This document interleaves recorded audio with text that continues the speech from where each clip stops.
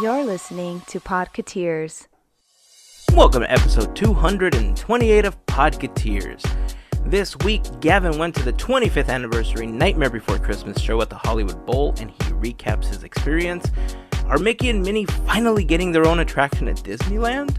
We talk about the new VR animation short Cycles, and we discuss the announcement that the president of Pixar and Disney Animation, Ed Catmull, is retiring at the end of the year. More info on things that we talk about in this episode can be found at podketeers.com/228. You can also join the conversation by leaving a comment on the blog post for the episode or on Facebook, Instagram, or on Twitter. Just search for Podketeers. That's Podketeers.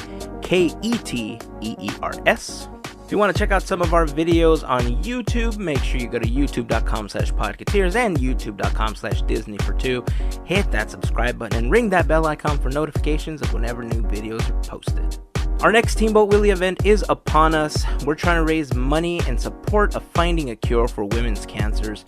We are almost halfway to our goal of $1,000, so if you can make a small donation, even $1, head on over to teamboatwillie.com. Super simple to remember because it's like Steamboat Willie, but without the S. Big thanks to everyone that participated in our last auction for the Hatbox Ghost Tiki Cup. You all made the auction a tremendous success, and we appreciate all of you for your support. Before we start, I'd like to send a quick shout out and a huge thank you to the FGP Squad, our podcast Fairy Godparents, because it's their monthly support via Patreon that help make these episodes of Podketeers possible. If you would like to become a member of the FGP Squad or just want a little bit more information about what it's about, head on over to podketeers.com/FGP. All right, let's do this. Have a safe and happy Halloween. Unless you're listening to this after Halloween, then I hope you got some great candy. Here is episode 228 of Podketeers.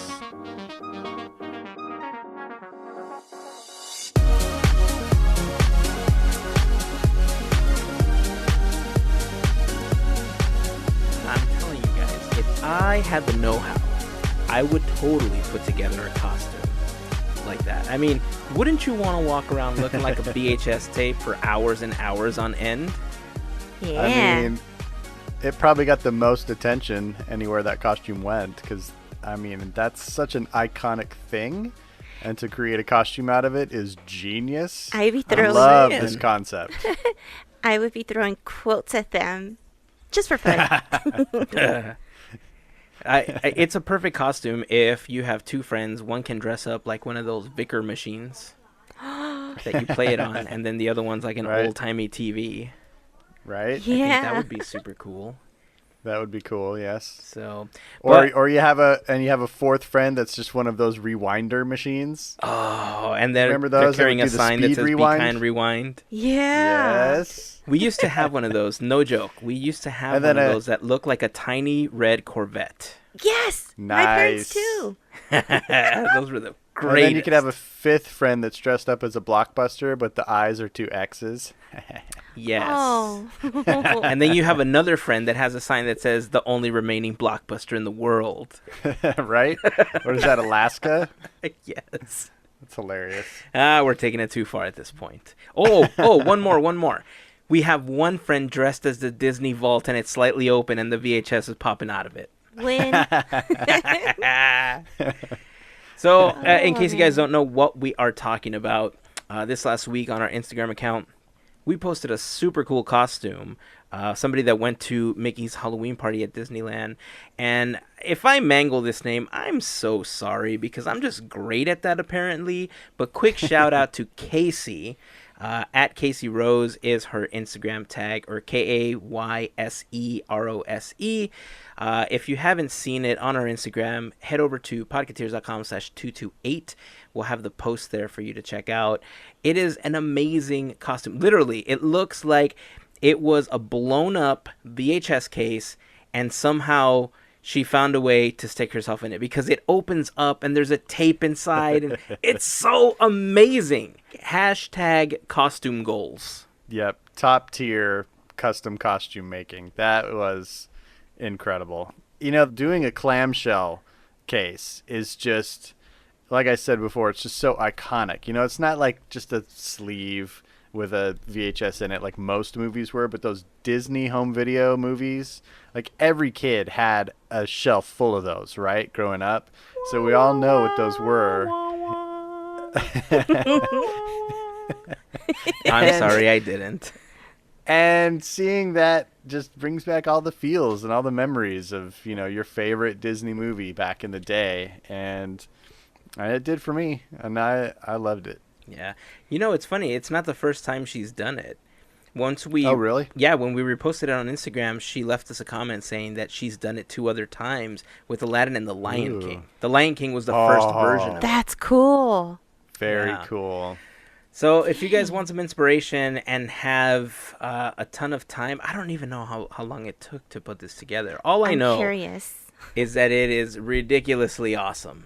And if I could put something like, you know what I'm working with as far as my costume is concerned, and I don't even think I'm going to be able to finish it at this point. I'm working with 2 pieces of foam core board. That's right. Nice. I'm sandwich boarding for this Halloween. And am I going to get it done? Probably not. Duct tape. No, I mean, there's a lot of cutting and painting and all sorts of stuff involved. Aww. So I honestly don't think I'm going to get this done just because of some of the stuff that I have on my plate between now and Halloween. And technically, it's not even Halloween because I have to be at work. So it would have to be the night before Halloween, which happens to be editing time for the podcast because it's a Tuesday night. It looks like I'm going to have to go dressed in that classic costume. Hazen.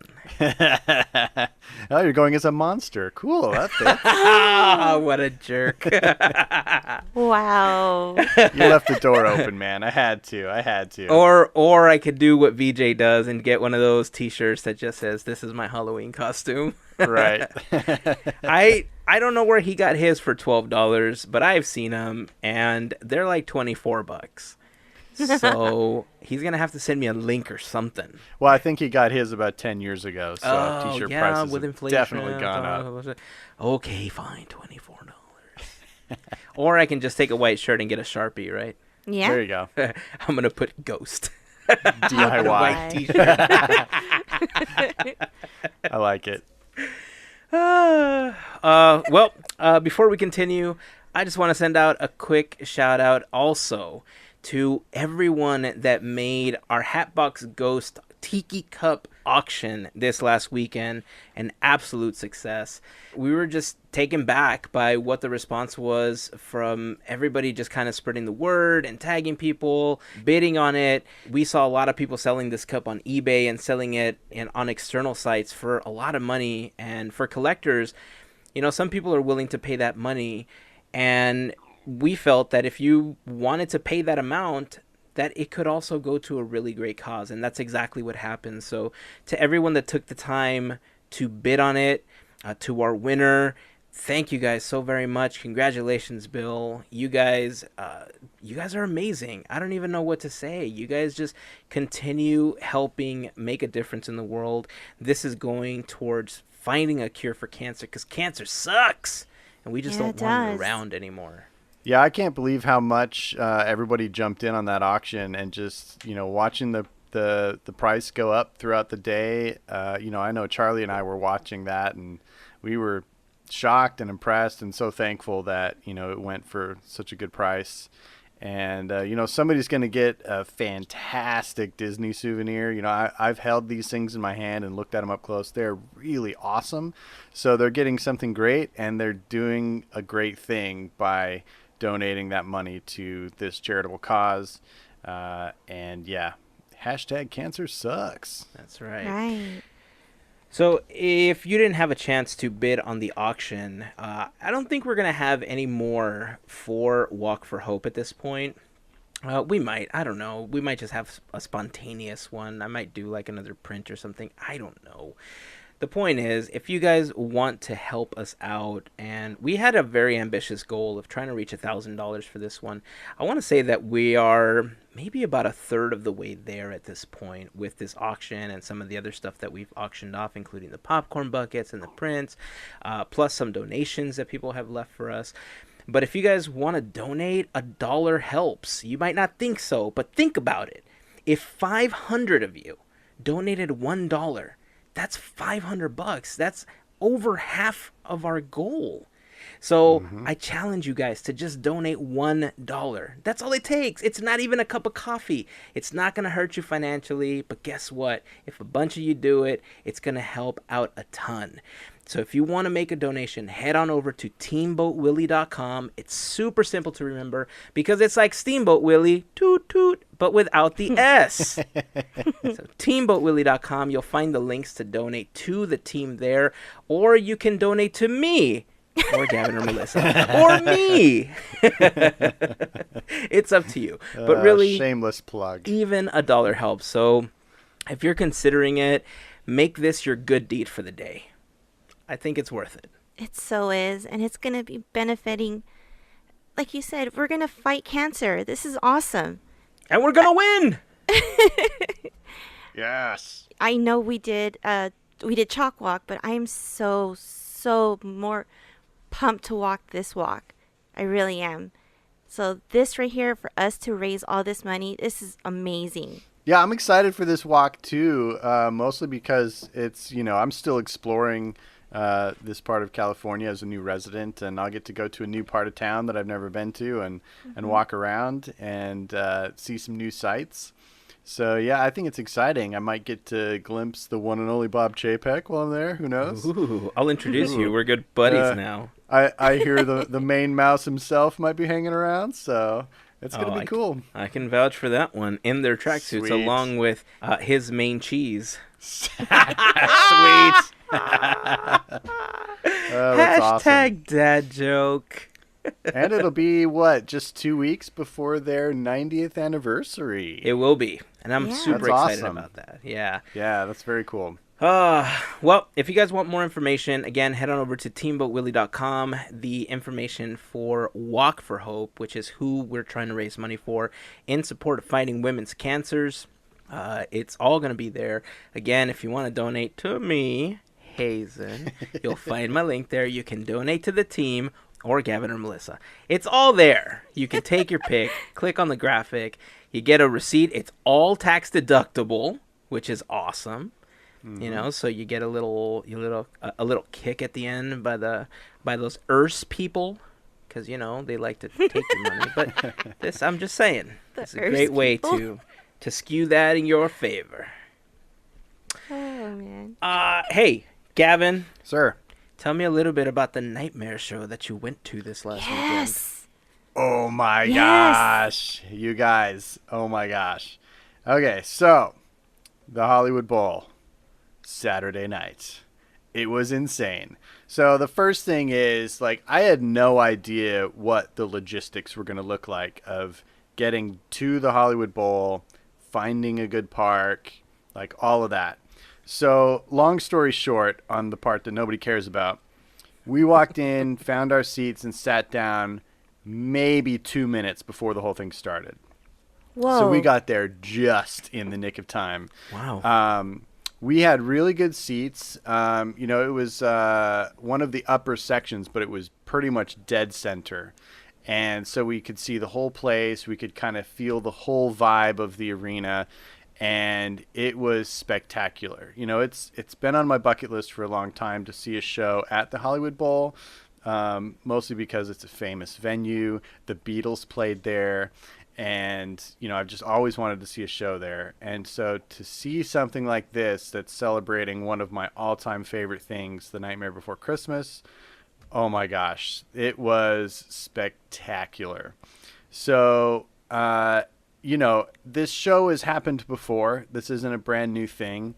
But for the 25th anniversary, they did kind of kick it up a notch.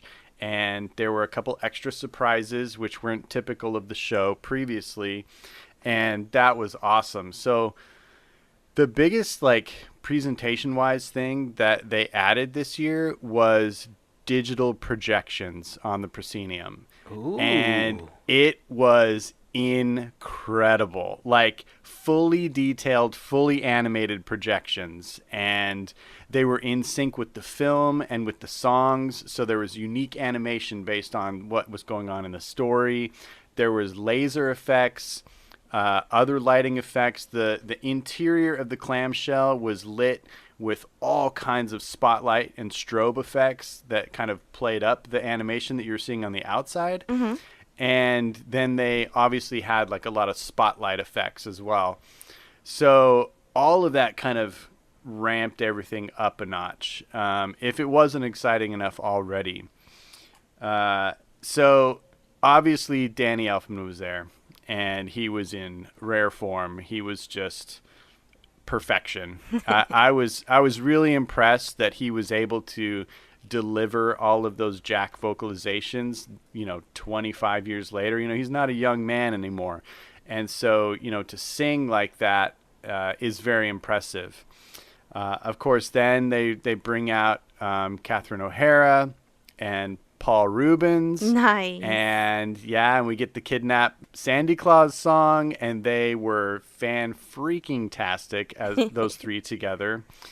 And then the famous Ken Page comes out and quite literally brings the house down with Oogie Boogie's song. I mean, he came with all the blues and soul and jazzy swagger that you would expect. And oh my gosh, it was amazing. He was so good.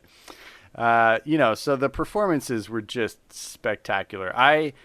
I had high hopes for this, and it exceeded all of them. I mean, the orchestra was incredible. These singers were great. They had the other Towns characters there, the four of them.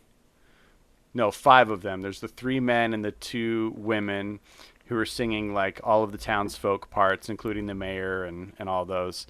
And they were fantastic. So, I mean, it was like the film like came to life in a lot of ways. Like it was, I didn't know how it would come off, because I've never been to one of these before. But I felt just like I'm watching one of my favorite movies, and it's coming to life in a more real way than it ever has before. Just watching them do these performances. So we had a blast. It was absolutely incredible. They had a couple other surprises along the way. Right before intermission, they announced that the orchestra that plays at the Hollywood Bowl had just finished recording a new Danny Elfman album. What? Which is What? super exciting. Danny Elfman just completed his first violin concerto, and they announced it at the Bowl. I don't know if they announced it on Friday night. I'm sure they did, but they also announced it on Saturday night when we were there. And the violinist who plays the concerto was there, and she came out and played this insane Nightmare Before Christmas melody on the violin. Like, it was the most extreme, like, contemporary, like, edge-pushing violin playing I've ever seen in my life. Like, she was tearing it up. So that was cool. And then the next, I forgot the very first surprise. So, man, I'm just so excited. There's just so many this. Surprises. So before they kicked off with Nightmare Before Christmas, they started with a silly symphony. What? The skeleton dance. No. The skeleton dance. Yes. Dude, that's was so cool. So freaking cool. The xylophone player was going nuts. Wow. It was so great, man. I couldn't believe it. So we got to see the skeleton dance first, and that just set the stage because everybody was amped up after that. So then at intermission, they did the violinist. At the end, where traditionally Danny Elfman comes out and does Dead Man's Party from Oingo Boingo, Mm-hmm. he did do that. And I forget his name, but the bass player from No Doubt was there to play bass on it, which was kind of cool. Nice. Tony. Tony Canal, yeah. Tony Canal. Yeah, Tony Cannell. That's it. Yeah, Tony Cannell was there playing bass. And before that, though, Danny did his own rendition of Oogie Boogie's song. Nice. And he did it in the style of Cab Calloway, who was the inspiration for that song. And I don't know if you guys know who Cab Calloway is. His most famous song is Heidi, Heidi, Heidi, Hi. You know that song? Yeah. And so he has this real kind of like he slinks around the stage and kind of hams it up, you know? And Danny Elfman went into full Cab Calloway impersonation mode, and he did his version of Oogie, and it was unbelievable. It was so good. I couldn't even believe it. That was one of the surprises. And then the very last surprise of all, after it was all said and done, Danny was out there and he was, you know, thanking the crowd and thanking, you know, the fandom for just an unbelievable 25 years, because who would have thought that the cult following of Nightmare Before Christmas would be what it is today, you know, all those years ago. And he was just very thankful. It was really cool. And he said, well, I've got one more surprise for you guys. And he goes off stage and he pulls out Tim Burton. And Tim Burton comes out on stage. Oh my God. And he sang Oogie Boogie songs. No, I wish. No, in true Tim Burton fashion, proceeds to give the most incoherent compliments to Danny and co, and drops the F-bomb. And everybody was just so tickled to see Tim Burton out there, and it was hilarious. You could tell he was uncomfortable being on stage, but it was awesome. It was the cherry on top that everybody just adored. So yeah, the whole evening was absolutely incredible. We were so impressed from top to bottom. And I was impressed by the Hollywood Bowl and just how cool everything was there, and how the sound just, you know, resonated through that amphitheater. Man, it was awesome. Man, I can't wait to watch this vlog, Gavin. Right? I mean, there's not a whole lot of video. The problem is we got there so late, like right when it started, and, you know, things were just popping. I got a little bit of content, but not a whole lot. But, I mean, if anybody out there has thought about going to one of these shows and decided not to, rethink that. Like, definitely go to one of these shows. Mm-hmm. They're totally worth it. Yeah, you know, and by the way, I'm kidding about the whole vlog thing. I mean, this is one of those experiences where, you know, you don't want to miss what's happening. You know, it's different when we go to Disneyland and we're there so much that we get to see everything. It's different when we're at an expo or we're going somewhere where we can walk around and we don't necessarily have to concentrate. But for most people, something like this is a once-in-a-lifetime experience, right? And even if the show is replicated, like it has been for many years prior, the experiences that you have with particular people and particular moments are the ones that can't be replicated. Mm-hmm. You know, this always reminds me of what happened to my brother when he left early and he didn't get a chance, you know, to see the special guest appearances. But I mean, it looks like you stayed for the whole thing and got the entire experience, right? You stayed till the end credits and you saw the teaser at the end. Yes, that's correct. And, you know, when we sat down, I told our party, because I was there with Charlie and then also our friends from Hilt Radio, Liam and Brittany and their little son, Remy. And I told everybody, I said, okay, even if it seems like it's done, we have to wait until the orchestra leaves, everything, because there's always going to be one more thing at the end. Mm-hmm. And sure enough, it seemed like it was done. But I looked down there and I said, no, guys, the orchestra is still in their seats. They're not going anywhere. We're not going anywhere. And that's when Danny Elfman came back and started singing again. And then, you know, and all those other surprises. So, yeah. Thank you, Mario, for teaching us all a fabulous lesson. And thank you, MCU, for conditioning us to stay until the end. Right. Yes, all of the above.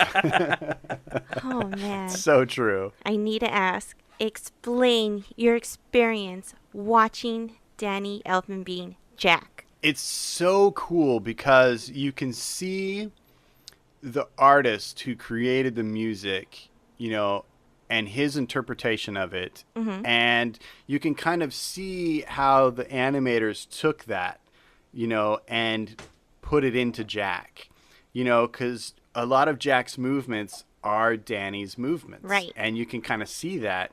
And it's easy to think, oh, he's acting like Jack right now.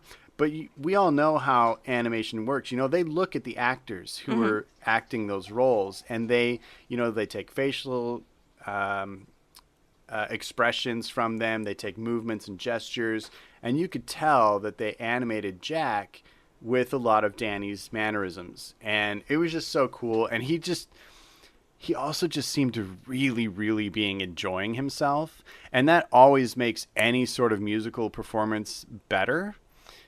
If they're just up there going through the motions, it doesn't matter how talented they are. It just, it comes out flat. But he really seemed to be enjoying himself, and so did all of them. I mean, Catherine O'Hara came out and it was like she embodied the character of Sally again. She was into it, fully into it. Paul Rubens was just having a blast, and Ken Page, I mean, come on. That guy's just money. He was just so cool. So yeah, it was like seeing Danny, of course, for me was the highlight, because he's as much of a reason for the success of Nightmare as anybody. And Tim Burton fully recognizes that, and their long partnership throughout their careers is evident of that respect, that mutual respect. And it was just it was so surreal. And yeah, like you said, it was a once in a lifetime kind of chance, and something I'll never forget. I'm so happy for you. Thanks. I gotta tell you, I was kind of holding my breath a little bit, because how I was the alternate in case Charlie couldn't make it. Oh, right. I was just holding my breath, man, and it would have just made my weekend. But yeah. It is what it is, and sorry, man. I'm glad you got a chance to go, man. Well, it was cool, and I was also interested to see that Remy, who was with us, who is 3 years old, was just totally into it, like just focused on the whole thing and wrapped up in it and enjoying it and clapping, and it's cool that something like this can be so entertaining to such a broad spectrum of people and age ranges. And it made me happy seeing that, and as if I wasn't happy already. It was magical the whole night. Like I said, it's one of those things that for many people is a once in a lifetime thing, but I think you'll get very similar experiences and your own version of these special experiences if you ever get a chance to go to one of these. So this is like 4 thumbs up from you, right, Gavin? Out of 2 thumbs? Yeah, I'd give it 5 thumbs if I had 5. Nice. You know how we talked about if they do Aladdin next, it just makes sense. Yes. They've done Beauty and the Beast, they've done Little Mermaid, we've gotten Nightmare all this time. If they did Aladdin, man, I just won't be there.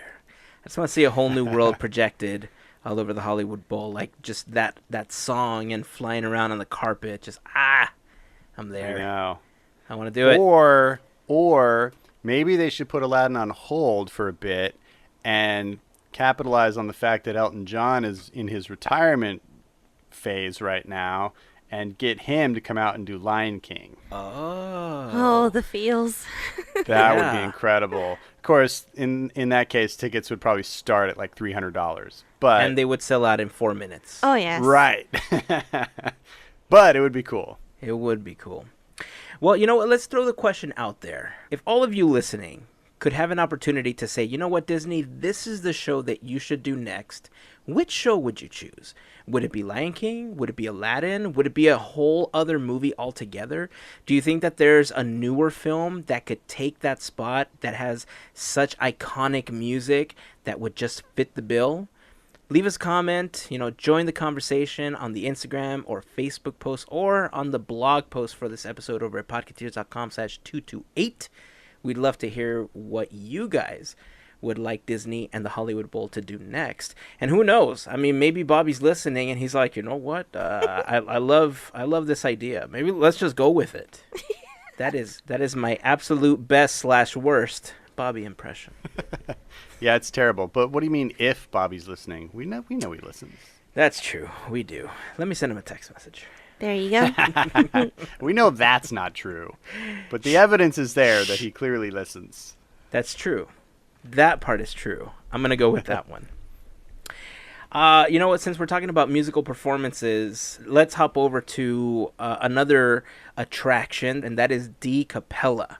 D Capella is an awesome a cappella group that was put together by one of the judges or one of the trainers from one of the singing shows, right? I can't remember what he's from, but yeah, it's basically one of these, they went out and searched for these vocalists, and they found a cappella award winners and, people who'd been doing this sort of thing, and they kind of found the right mix of people. So it is kind of one of those strangely like manufactured groups. They didn't have an organic, origin, so to speak. Yeah. But I think the result speaks for itself. I think they sound amazing.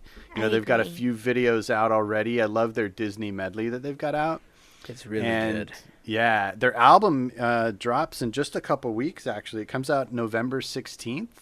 So it's not that far away before we'll be able to hear their whole track listing, which will probably, I guess, be the set list for their concert tour. That's where he's from. Deke Sharon. He's the guy that put it together. He's the guy that did Pitch Perfect. Oh. That's what it is, yes. That's what I was trying to remember, yeah. Yes. So and one of the girls in the group was in all 3 Pitch Perfects. Yes.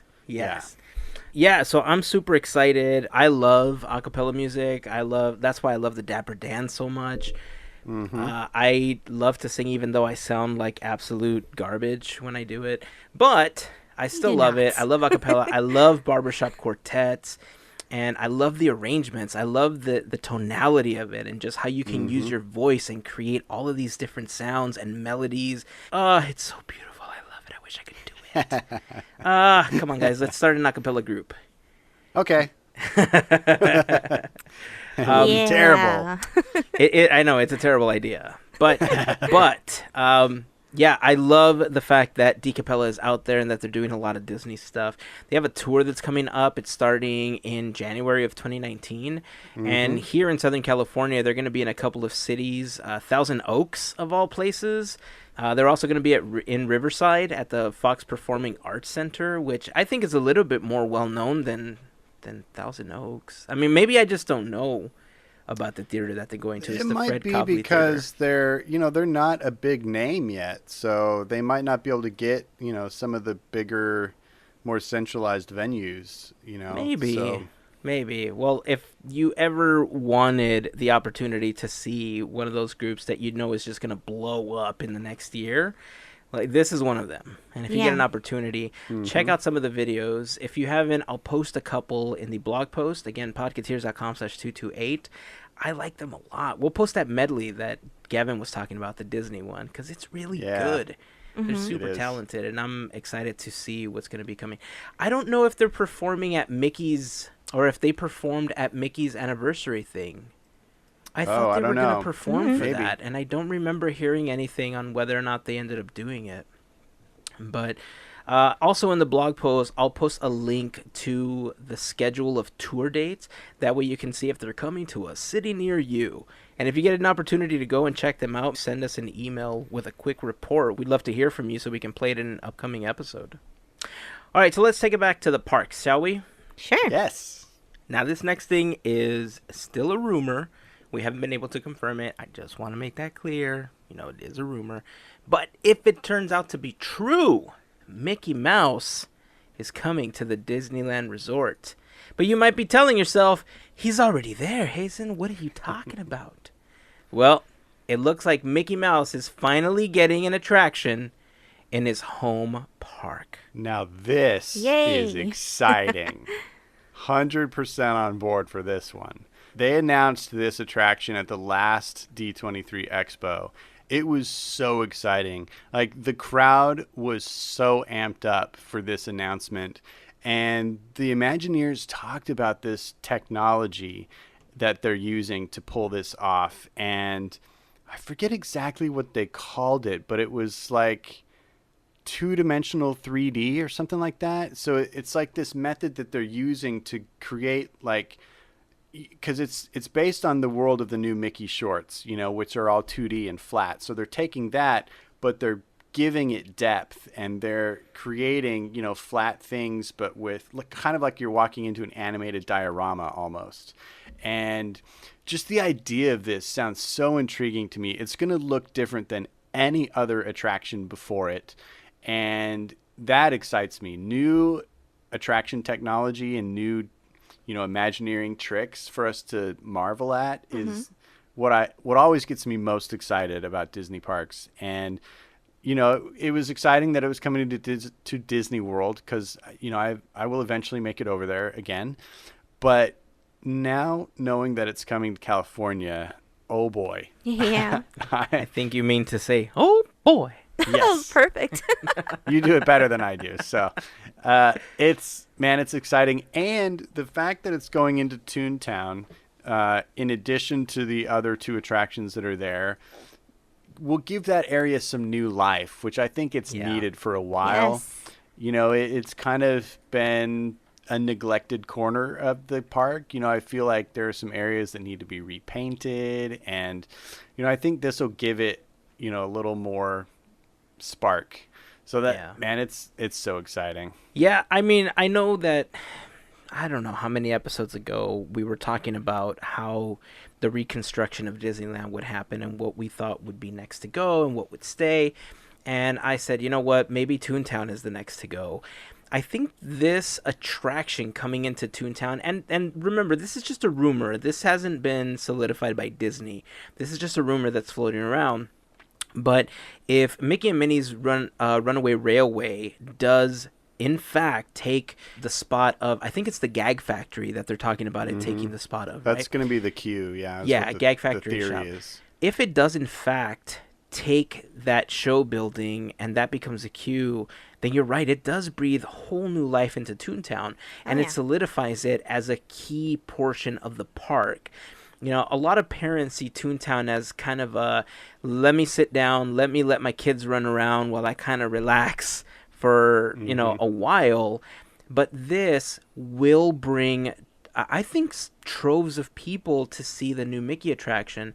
The technology that you're talking about is 2.5D. That's what it is. It's 2.5D because it's essentially 3D without the glasses because they simulate depth using 2D environments. And just like you said, it's like a panorama.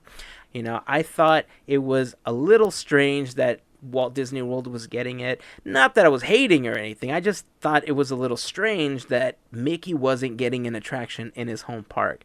That's going to be changing if this rumor turns out to be true. I, for one, am really looking forward to this. I welcome it. Toontown needs life. Bring it. It's all good. I have 2 points to add here. So last week we were talking with Jason and you were making a prediction about, you were saying that Star Wars Land is the first Mickey ear, and you were making a prediction about the second Mickey ear on the world's biggest hidden Mickey, which is Disneyland Park. Right. And I proposed that Toontown was that other ear, and you said it's not big enough. Well, now it's going to be big enough, buddy. You know what? You are correct. I think because of the fact that they're going to be extending out into the buildings that are backstage in order to make this attraction happen, I think you're right. Yes, score one for Gavin. I think you're right. Second thing is, did you read the entirety of the article that we passed around? You know what? I remember skimming through it a couple of times. Okay. It made an interesting additional point, and that is the building that it's going to be overtaking, which is I think it's the entertainment department's building. It actually, on the top of that building is the launching structure for the fireworks shows. So the idea is they may need to, rework all of that. But it actually made mention of the fact that there are plans for them to do more projection-only shows at night and only include pyrotechnics on the weekends. So as the technology grows and these projection shows become the focal point, it sounds like they're going to do less and less pyrotechnics, which I think is kind of exciting. Because that means less closures of certain parts of the park nightly, which is awesome. You know, I mean, how many times have you really wanted to go on Peter Pan and Fantasyland's closed because they're doing fireworks? Yeah. Every night? Right. So now that won't be the case, if that's true.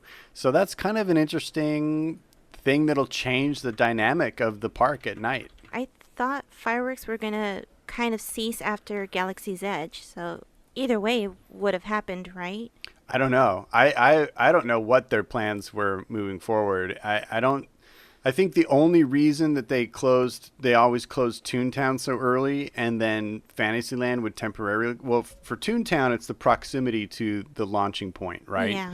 For Fantasyland, I think it's more of a show issue where they don't want Fantasyland open so they can dim the lights, and so you don't see traffic through the castle, you know, so it doesn't affect the actual show.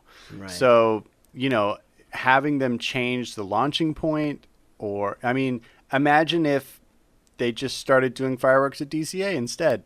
I mean, who knows what they're planning on doing? That would be interesting, because I think they would still run into the same problem, because shooting over the convention center would be a big problem as well. Yeah, I don't know what the obstacles are, so to speak, for doing pyrotechnics at the park. I know that there are probably many, but I think it's interesting that they would consider doing projection-only shows. I think that will be quite interesting. Well, I mean, it's not unheard of, right? Like, we talked about this a year ago when at Walt Disney World, Disney had to work with IBM to create the small drones that they use for Starbright Holidays. The entire Starbright Holidays show was a bunch of aerial drones that were projecting different lights and creating different shapes in the air. So if they really did away with the pyrotechnics, they do have this drone technology that has now been tested at Walt Disney World that in a lot of ways is safer, right? It's not as evasive when it comes to sound. It's better on the environment when it comes to air quality. And it doesn't pose a threat of something accidentally lighting on fire, which thankfully there hasn't really been a lot of that, because Disney does put a lot of care into how and where they shoot. This is exactly why, if it's too windy, they just postpone the fireworks or they cancel them altogether, because there is more of an error factor when something like that is happening. If they did away with it, I think they'd be okay. You know, they have these drones, they have the projections that they do on the castle, on the Matterhorn. Those projectors are super strong. You know, imagine if the drones, they found a way to put up a scrim that somehow projects everything into the sky.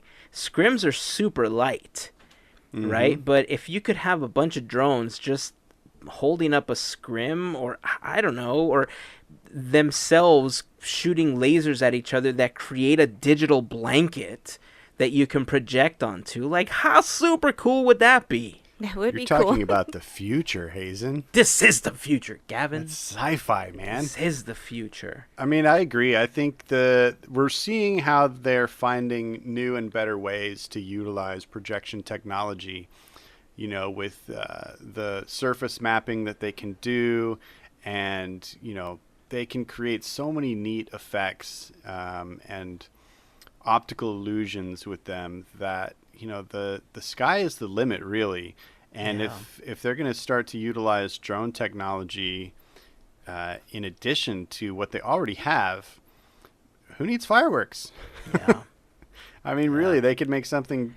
Look, World of Color is a spectacular show, and it's basically all projections. You know, they've got some other, you know, some flame throwing things, but other than that, it's basically lasers and projections. You know, I mean, you gotta have fire. You gotta. Apparently, You gotta everything's have got to some have kind fire. of fire. Phantasmic has fire, so That's yeah, what I'm it saying. makes You gotta sense. have some kind of fire. Just less fire, which is better. Right.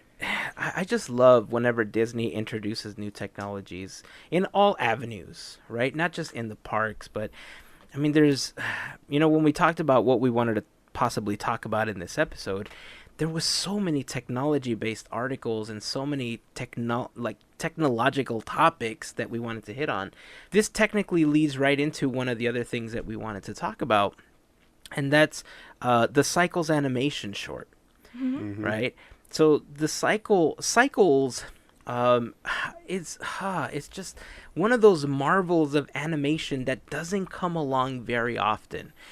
It was released at SIGGRAPH this year, 2018, in Vancouver back in August, and it's a story that was written by director Jeff Gibson about. It was kind of inspired by his family and the house that his grandmother lived in, and when he was growing up, he used to be like a BMX biker, and he used to go into these vacant pools and ride his bike around, and he would always think to himself, what happened in this house? What is the story behind this house? And when he was going to school, he was an architect for a while, right? And so he learned the basics of when putting together a building, that building can also tell a story. The story of Cycles is a story that takes place over 50 years, and it tells the story of this family starting in, I think, the mid-50s, I think, is when the story starts off.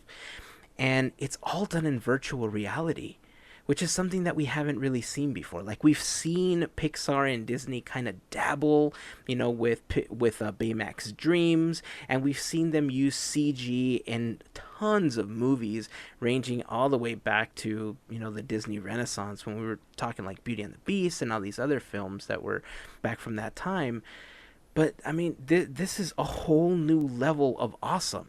It's taking a lot of that 3D technology that we're used to seeing with Pixar and that CG, and just putting you into this world, right? And one of the hardest techniques and one of the hardest things to do when you're trying to tell a story, whether it's an animated feature or a film, or heck, even if it's a vlog that we're trying to put together for the YouTube channel, one of the hardest things to do is to tell a story by having the people watching what you are creating follow you and your story and try to keep it interesting, right? And so when you have a camera set up for a film, the director's basically telling you, this is where you have to look. This is the frame. This is where I'm going to put the action. Animation is the same way. You're essentially directing a film and telling the viewer, this is where you have to look. But VR is a whole different space, because once you put on that VR helmet or the goggles or whatever you're using, you can look anywhere in that world. And all of a sudden you run into a situation where the audience or whoever's watching your film can travel through this world like they do with The Void, right? And you can't necessarily lead them unless you have a story behind what you are doing, like The Void does. But this is different. This, I haven't been able to see it because it's not one of those things that you could just kind of upload to a YouTube channel or, purchase. You literally need the full VR experience to engulf yourself in this film and really feel what it's about, because it's not a story about characters. It's a story about the house. And what happens inside of it. And I thought that was one of the most interesting things, that we are now walking into these worlds. It's the virtual equivalent of walking in a Cars land. Right. It's all very fascinating to me. And I guess I'm at the point where I don't see how this is going to be commercialized, I guess. How can the consumer enjoy this thing that they've created? I feel like it's such a limited thing right now that I guess it's too far out on the edge, because there's no real venue for it. I don't know how that works, and maybe I'm just slow to adopt all these technologies, but we've only seen the little clip, right? And we can see the dancers on a stool. Yeah. As the person, experiencing it kind of walks around the stool. And so you get to see it from different angles. And I guess I just don't get it. It's one of those things that I feel like it's a perfect example of you had to be there. Like, you have to put on the VR apparatus, whatever it is, and actually experience it the way they want you to experience it. Even though you have freedom of movement, you have to be in the scenario where you have the equipment. And without that, it's kind of lost on the rest of the world. So I guess I'm a little mystified about how this will gain traction. Like, what are your thoughts on how this will influence things, or if it will actually influence things? From the little clip that we had seen of them dancing on that stool, I wanted to see more. And maybe it's because I'm not too familiar with so much of the animation that goes into it, but it looks so fascinating to see, like, what the future holds. You know, a different type of experience. Actually, I wish I could see more of it. I really do. Yeah, I wish I could see more of it too. Because I totally understand what you're saying, Gavin. It doesn't have any particular venue like the Void that can take a massive audience, right? The Void is 4 people at a time. But when you're thinking about how you have a movie theater that can seat anywhere from 100 to 200 people at a time, you could put on some 3D glasses and you can all watch this 3D movie. This is not like that at all. I think when you were at SIGGRAPH, it was limited to 1 or 2 goggles at a time. Like, there wasn't very many available for people to experience this. So as far as practical application, I think until the day comes that the VR helmets themselves that have enough power to show you this type of animation or really engulf you into this world get smaller, lighter, and more practical to use, this is going to be a niche thing, at least for some time. So you're going to have more things like the Void popping up, or movie theaters where, like, the helmet, you know, like those I don't know if this is still a thing, but every time I've seen films, you remember how in the 50s they had like the hair dryers that would come down on your head at the beauty salons? Mm-hmm. I imagine something like that at a movie theater, right? Where, like, the helmet is hanging from the back of the chair and you just kind of, like, sink it into, like, your face, and then you're immersed in this world. Kind of how, like, the virtual roller coaster works at Six Flags right now. So until it becomes more practical, that's kind of how I see it being used. More importantly, though, I wish I remember how long ago it was. It was maybe about a week or 2 ago. I was reading an article about how Disney had teamed up with Lucas and Niagara Water and a couple of other companies to create something called the Starlight Experience. The reason I was researching it was because, remember how we were talking about how Disney was Disney had recently chosen CHOC to be, like, the next hospital that they were going to fund with, like, Disney type technology to really help the patients and the families that were waiting inside of the hospital. This project, the Starlight Experience, is very similar to that. It's a VR experience that Google Street View, Lucasfilm, Disney, and a couple of other companies put together. Oh, Lenovo was the other company, where they're installing these VR headsets for patients. I think it was just one hospital. It was Children's Hospital Stanford, I think, where they were installing the first set of it. And they're starting off with, like, these different experiences where once you don them, they're using Google Street View to, like, tour Walt Disney World or different locations around the world. Very similar to what we talked about when this technology was first starting to really let itself loose in the world, right? Yeah. So when I read that article, I was super excited because I thought, man, this is great, because people that are bedridden and can't go explore the world, the doors just opened up for them, right? Yeah. And this was all part of something called the Chariot Project, which was childhood anxiety reduction through innovation and technology, or something like that. I'm almost positive that's what the acronym stands for. I mean, 5 years ago when they installed Turtle Talk with Crush at CHOC, that was huge, right? Because that allowed you to speak to a cartoon. And I mean, most of us know how that works. But at the time, it was like this crazy innovation that nobody knew. Like, there was all this, like, lip syncing that was happening. It's like, oh my God, he's answering my questions, right? But imagine for a child to put on a helmet and then to all of a sudden be in the ocean with Nemo and Dory or Crush, and for them to just go riding in the waves with them and to just experience everything firsthand, right? It gives a whole new meaning. What if you had the opportunity to walk around Halloween Town? Oh. These are all experiences that I think we could have as this technology grows. So when Cycles was put out there and they were able to tell a story, it's one thing to be able to walk through something that was pre-built, right? This is the Void. This is that Ghostbusters experience. That's I mean, it's something that's pre-made. But if something like this is built where you can actually feel something, and I don't mean physically, like I mean emotionally. And it's just like watching Up, but you are controlling where you are watching the whole time. You're not being led to look in one direction. That is powerful stuff, man. That is amazing and powerful stuff. I like that technology. I like what it can do for people that can't get out of bed. I like what it can do for people that can't experience the world the way that we can. That's a good thought. I feel like there are many potential avenues for this technology. I just feel like it's ahead of the world right now, you know? Yeah.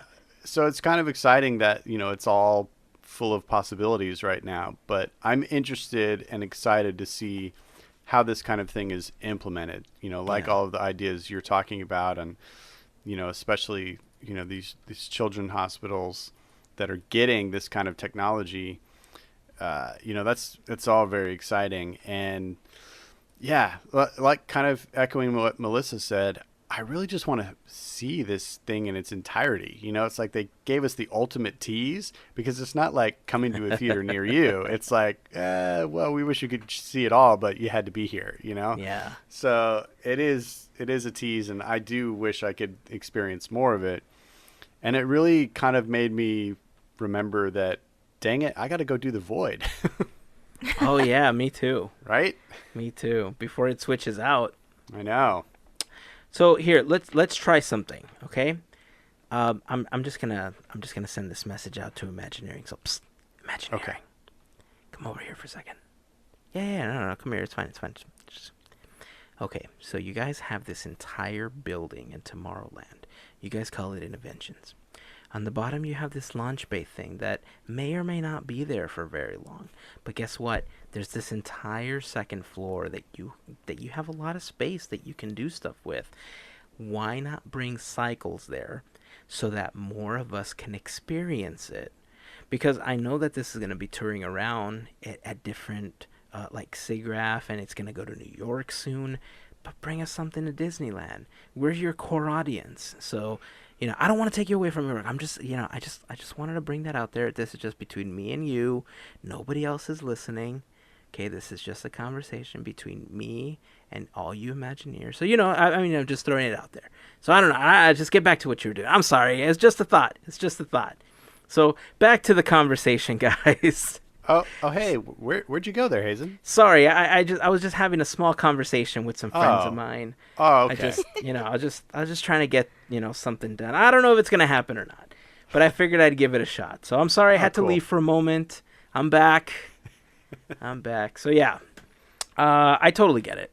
I mean, if I could experience it, if I had the opportunity to fly out to New York tomorrow, to go see this in action, I'd do it. I would love to see it in action. No, you won't get on a plane, Hazen. You're not fooling anybody. That's true. If I could ride a train. There you go. Bullet if I train. can jump on the Hogwarts Express. Does the Disneyland Railroad go that far? No, sorry, buddy. It just goes to the Grand Canyon. Yeah. And apparently back in time. Yeah. Since we're talking about technology, I guess that's a really good way to kind of segue into this other topic, and that's that Ed Catmull, one of the founding members of Pixar, has decided that he is stepping down from his post, and he's going to be retiring at the end of this year. Not completely. He's going to stay on it just kind of to mentor people. He's going to be there to guide the next generation of animators at Pixar and at Walt Disney Animation. So he's going to be there until about June or July of 2019. I think this hit people in a lot of different ways. What were your thoughts when you guys heard that Ed Catmull was stepping down? I actually had to do a little bit of research to see, to learn a little bit about him, and I didn't realize how long his career has been, spanning like 50 years. Yeah. That's amazing. I mean, if anything, and just reading his resume of what he's done, it's just wow. So I just wish they, his send off to retirement. I mean, I hope he has the most wonderful send off for everything he's done from Lucasfilm to Pixar. Kudos. Yeah, Ed Catmull is definitely a pioneer in his field and a legend in the truest sense. I mean, the things that he's accomplished and, the fundamental innovations that he had a direct hand in, what him and his partners did, with the graphics group at LucasArts and then going into Pixar, quite literally changed the entertainment industry. Mm-hmm. And their influence on computer graphics and that whole world it has its fingerprints in every movie since the 80s, really. It's, you don't see movies without CG now. You don't see some computer animation taking place in a movie. You just don't. And he is a big reason for that. And he had the vision to foresee computer graphics technology, evolving into the field of animation and movie making. And as a lover of animation, I owe him a huge debt of gratitude because he made a lot of this world possible. And it's so cool. I can't say enough good things about him. And it's interesting to note that I believe he's the last kind of original Pixar member to be there. So, it's like a full changing of the guard now, and, especially with some of the people that came shortly after he arrived, people like John Lasseter not being there anymore. And obviously, with the passing of Steve Jobs, it's completely all in newer hands now. So it'll be interesting to see where Pixar continues to innovate and push their technology, because that's been their hallmark, along with fantastic storytelling, obviously, and great animation. But it's been their innovation that has, made them so successful. And it'll be interesting to see if that continues.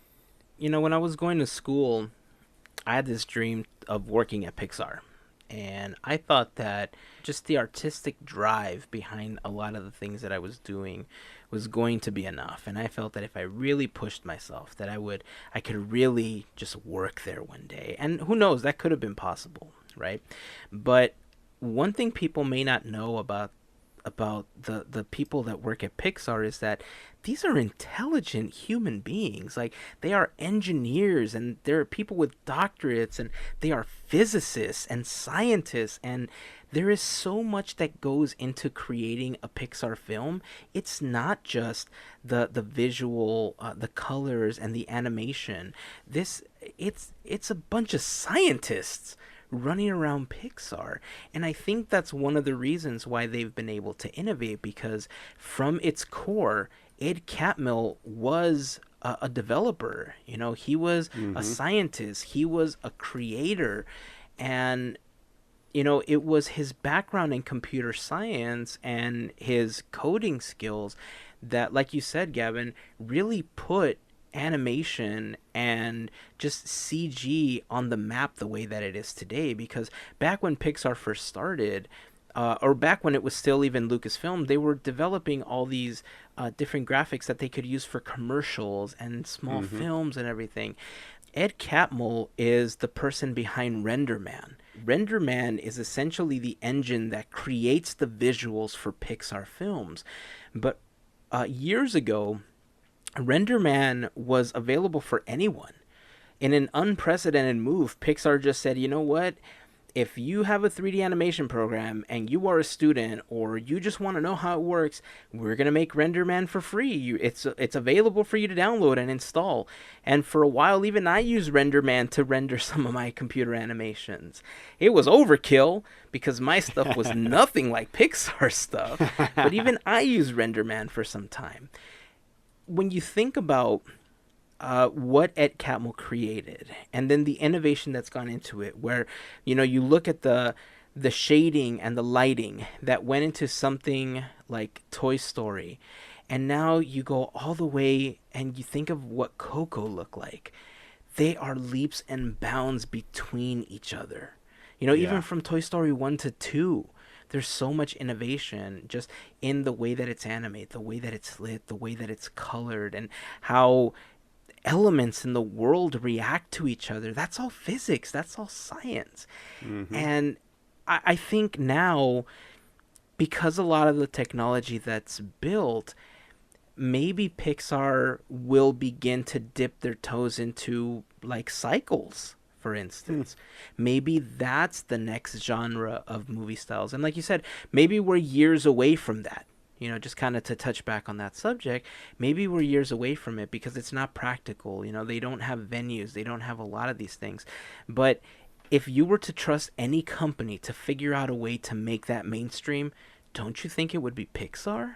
Right. Yep. Yeah, absolutely. And who knows? I could see them totally going down that avenue. And, that, like I said, they're known most for their innovation. I feel like they employ innovators. They look for people like Catmull who are programmers and code writers who can further their technology so that they can use them for any storytelling vehicle they want to use. And yeah, that's a great example. Like they could absolutely go into these VR experiences and rock that world.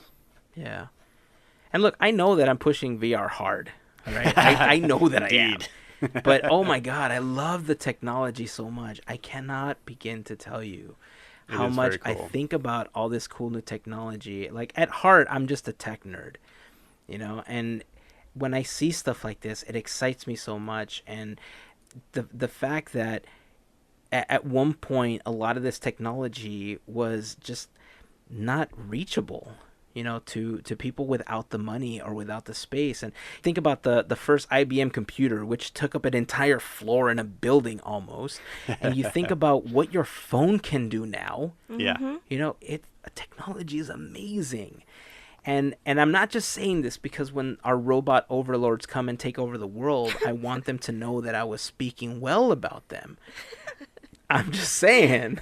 I love technology and I love the places it can take us, and I'm super excited. So, I think Pixar's next steps are going to be really crucial because, when Steve Jobs passed away, Steve Jobs had this whole plan, for 5 years, I think, for Apple.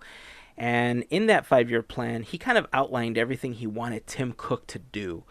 And I remember when he passed away, I thought to myself, and a lot of people felt like this, Apple's going to be fine. They're going to be great. Steve left his whole plan. But I was curious to see what was going to happen after those 5 years. And I don't want the Apple people to be like, you're just saying that because you hate the Apple. No, it's not because I hate Apple. I'm saying this because this kind of feels like it's a reality. And if I'm wrong, please, let's discuss. Leave me a comment and tell me why you feel I'm wrong. And let's have a discussion about it. But honestly, I think after the 5 years that Steve Jobs passed, there hasn't been a lot of innovation from Apple the way that there was while Steve was around. There's been a lot of iteration, but not a lot of innovation. And that's one thing that Apple was known for, right? And Pixar is different because instead of leaving a 5-year plan, In Creativity Inc., which is Ed Catmull's book, he talks about how he wanted to create a culture at Pixar that superseded him. So that regardless of how long in the future was, that culture would speak for itself and the company could maintain itself. And I think that's what he's done. When you have guys, like Pete Docter or Brad Bird that are just great at what they do visually and behind the scenes and then the director's chair, and they can tell a story, and you have this entire team of people that are upkeeping RenderMan and just creating new technology. And then I don't know, I think Pixar is one of those companies that doesn't need a 5-year plan, if they're losing the people at the top, because he's getting exactly what he wanted. The culture that he created at Pixar is what's going to help Pixar blossom for years to come. Yep, I totally agree with that. I have some interesting discoveries that I found in my research of Edwin Earl Catmull. Ooh, all right, they're actually coincidences with my own family history. Oh, no so kidding. I didn't know a whole lot about his early life, but Ed Catmull was born in West Virginia and later moved to Utah. What? And you may remember, I too am from Utah. Nice. So I read a little further and discovered that he went to Granite High School in Salt Lake City, Utah, where his father was the principal. My father graduated from Granite High School. What? Wow. Ed graduated in the class of 63, and my father followed 7 years later in the class of 1970. I have yet to be able to confirm whether or not Mr. Catmull, the principal, was still the principal when my father was there, but once I can confirm that, I'll let you know. But that would be cool if he was still the principal when my dad was there. Yeah. I haven't heard back from my dad yet. I don't know if he'll remember, because I don't remember the name of my high school principal. But I do. I even really? remember my elementary school principal. I can remember my elementary school principal, but that was only because he was arrested and hauled off in shame. That is anyway. Cool. Yeah. So that was the first interesting thing I found, is that kind of strange family overlap there. And then I started looking at Granite High School and some of their alumni who are famous. And one of their alumni from the class of 1925 is Lee Harline. Does that name mean anything to either of you? No, but I want to know who this person is. Lee Harline is a composer who wrote none other than When You Wish Upon a Star. He What? composed over 50 songs for Disney, including many silly symphonies, and he did the entire score for Pinocchio and wrote the song When You Wish Upon a Star. Graduated from my dad's high school in Salt Lake City, Utah. I had no idea about any of this until today. That's amazing. Isn't that amazing? That's my favorite Disney film, and it's basically the Disney theme song, and this guy wrote it. Wow. Yeah, so that's classic down the rabbit hole research on the internet. But it was kind of cool to see that all from my dad's high school. Dude, I'm blown away. I mean, I have little stories like that too about my high school, but I mean, man, super cool. It's just kind of neat. I had fun doing that research. I just kept finding new things. You win. I know. Yay! That's 2 points, Gavin, this episode. Dude, that is seriously an awesome story. I love that. It's weird because you don't expect to be researching something and then find some sort of strange connection with it like that, you know? Like reading about a famous person and you're like, oh, wait, I've been to that building where you graduated high school from. Oh, man, so cool. I don't even know where to pick up from here. Well, I mean, let's close up the talk on Ed Catmull, because I think we should just end the episode on that note. I think that's just a fantastic place to end on. When You Wish Upon a Star is so iconic, and it's just, I mean, When You Wish Upon a Star, and then look where he ended up. I mean, I know it wasn't Ed Catmull that wrote it, but still, I mean, same place and everything. It's just like, my heart is so warmed up right now, Gavin. You have no idea. I just love it. It's for dreamers. So it's like everywhere. Lee was right at the beginning of 2D feature animation. Like he actually, with a team, composed the music for Snow White. And Ed was at the beginning of 3D computer animation. So they both kind of were at the beginning of brand new entertainment technologies, which is kind of cool. And they both came from my dad's high school. I love it. I love it. Well, like I was saying earlier, I think with Ed Catmull leaving, I think Pixar is going to be just fine. You know, I don't think it's the end of an era. I mean, to many people, I think it will be, because not seeing Ed there after so long, you know, I think is going to be a little jarring. But the fact that he's still going to be around, you know, to teach lessons to all the new people that are going to be taking over, I think is great. If you haven't had an opportunity to read Ed Catmull's book, which is Creativity Inc., I strongly suggest it. He writes about what he learned about management while managing Pixar, and it was one of the greatest books that I've ever read. And I've also had a chance to listen to it because on a couple of road trips, I downloaded the Audible version to listen to while everyone else was asleep and I was driving. So it was fantastic to get a chance to just listen to it again. If you guys don't have Audible and would like to give it a shot, this is the perfect opportunity to download Creativity Inc. You can head on over to audibletrial.com/podketeers. If you get Creativity Inc., you are not going to regret it, especially if you are an animation nerd or if you just want to learn about an amazing management style because you want to go into that yourself, or you run a business, or you just manage something somewhere. Learn from a pro. Learn from somebody that's been doing it a really long time and does it really well. So audibletrial.com/podketeers. 30-day free trial. You get this book for free, and at the end of the 30-day free trial, if you decide to cancel, the book is yours to keep. They also have a myriad of other books that you can check out as well, including Walt Disney's book by Neil Gabler called Walt Disney: The Triumph of the American Imagination. It's also an amazing book. It's unabridged, so if you want something that you can just sit down and relax to while you're having a beer, when you're supposed to be mowing the lawn, that's a great way to do it. Just sit outside or sit in your living room and just listen to it. Listen to it in the car. I've been an Audible customer now for almost 15 years, and I love it. It's one of my favorite services. I don't get a chance to listen to it as much as I used to because my commute went from several hours to minutes. You know, so now I have to find other creative ways to listen to Audible books, but I still love doing it. If you want to give it a shot, again, audibletrial.com/podketeers, or go to podketeers.com and scroll down. You'll see the Audible logo there. The great thing about Audible, by the way, in case I didn't get a chance to mention it, they're owned by Amazon. So if you already have an Amazon account, you can easily log in with your Amazon credentials and set up your free trial.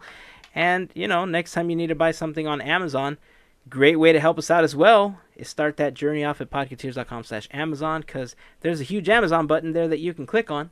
It'll take you to Amazon using our special link. Anything that you purchase will get us a small commission as a thank you from Amazon because you took a moment to do the clickety-clackety and go to Amazon using our link. Not going to cost you anything extra. It's super free except for a few clicks. But, you know, it helps us out at the end of the month. So to all of you that are already doing that, thank you very much. We truly appreciate the added support. Of course, another fantastic way to help us out is by becoming a fairy godparent of the podcast. If you want more information about becoming part of the FGP Squad, you can head on over to podketeers.com/FGP for more information. But Hazen, what is the FGP Squad? Well, I'm glad you asked.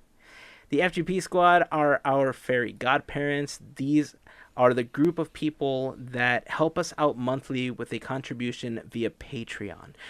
You can join the FGP Squad for as little as $1 a month, but for a contribution of at least $5 or more, you do get the exclusive Fairy Godparent button as a thank you from us. The new tiers are going to be coming soon, and one of the tiers is going to include a Fairy Godparent shirt. Nice. And a couple of other things that we are working on. So thank you guys for all of your support. You know, it's your support that has helped us grow and expand, and we're just continuing to grow and expand even further. So thank you guys. It truly means a lot to us. This is, I guess, the final plug for Walk for Hope. You know, this episode is launching on Halloween, and that is just several days before Walk for Hope. So again, if you guys want to contribute, you guys want to help us out, teamboatwillie.com is the best place to do it. Again, I challenge you guys to donate $1. 500 of you, maybe more, who knows? I know that there's like at least 12 of you listening. $1, that's how you got to donate. Teamboatwillie.com, you'll see the donation links there. You can donate to the team or Hazen, my link, or Gavin or Melissa, whoever. I mean, they're all there. All the links are there. But you know, click on whichever one you want. I'm not gonna say who you should donate to, Hazen. Gesundheit. Yes, exactly.